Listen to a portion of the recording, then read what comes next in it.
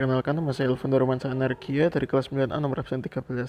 Di sini saya akan mempresentasikan tentang partikel penyusun benda dan makhluk hidup. Partikel dalam benda dan makhluk hidup. Partikel adalah bagian terkecil dari suatu materi yang masih mempunyai sifat materi itu. Partikel dapat berbentuk atom, molekul, dan ion. Atom, bagian tertentu dari suatu unsur yang masih mempunyai sifat unsur tersebut. Molekul adalah gabungan antara dua atau lebih atom-atom melalui ikatan kimia tertentu. Sifat-sifat materi yang berbeda dapat disebabkan oleh perbedaan susunan molekul-molekul dalam materi itu. Glukosa merupakan rantai panjang yang disusun unit-unit molekul yang lebih sederhana. Antara molekul dan glukosa dihubungkan oleh glikosida. Glikosida adalah ikatan kimia yang terjadi antara molekul monosakarida atau gula sederhana. Molekul penyusun selulosa dan amilum sama, yaitu glukosa, namun jenis ikatan yang menghubungkan antar molekul glukosanya berbeda. Selulosa merupakan zat yang keras dan sulit dicerna oleh tubuh manusia, sementara amilum dapat dicerna dan digunakan sebagai bahan makanan. Molekul air atau H2O terdiri atas satu atom O dan dua atom H. Bila dua atom O mengikat dua atom H, akan membentuk senyawa berbeda, yaitu hidrogen peroksida.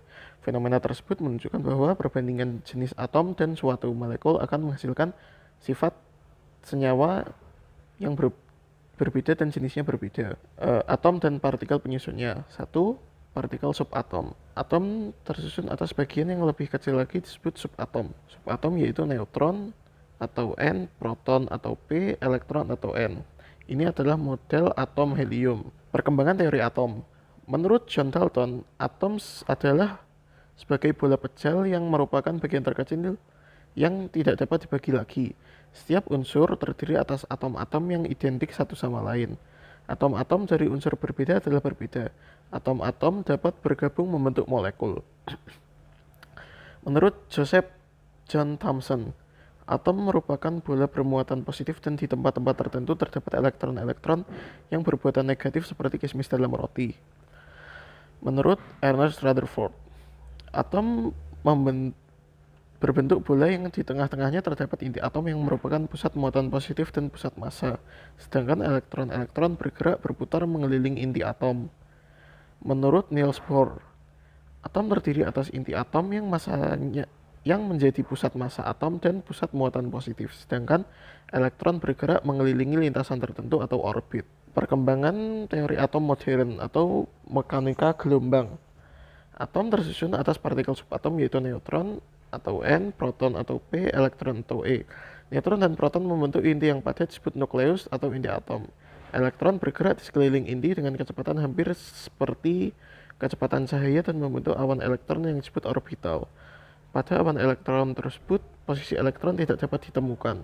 Nomor atom dan jumlah massa. Nomor atom sama dengan jumlah proton atau P sama dengan jumlah elektron atau E. Nomor massa sama dengan jumlah proton P ditambah jumlah neutron atau N. Lambang unsur.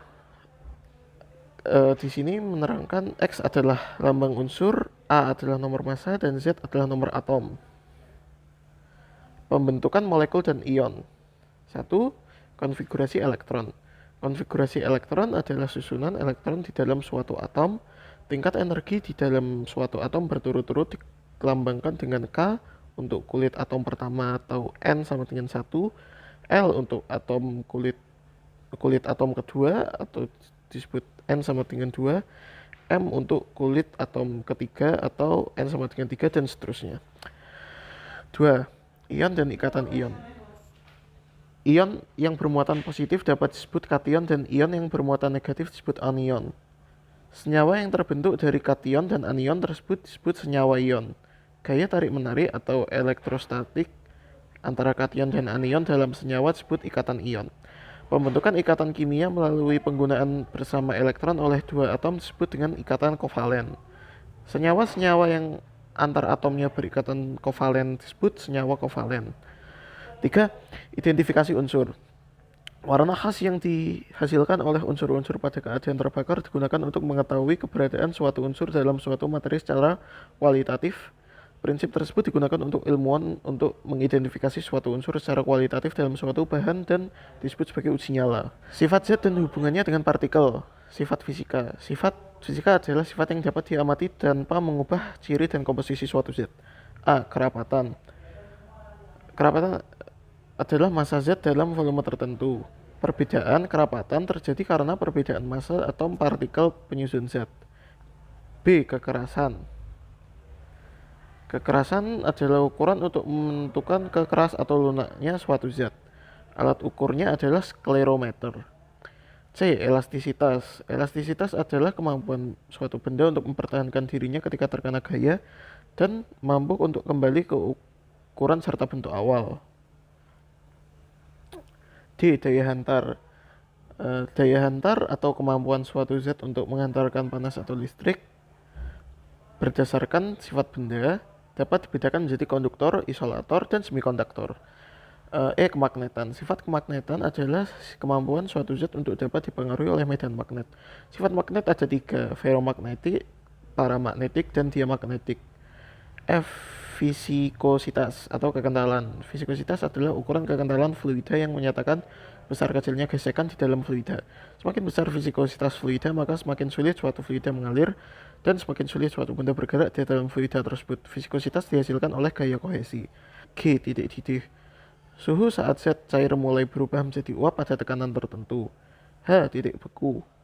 Suhu pada tekanan tertentu saat zat cair berubah menjadi padat ketika suhu suatu zat diturunkan.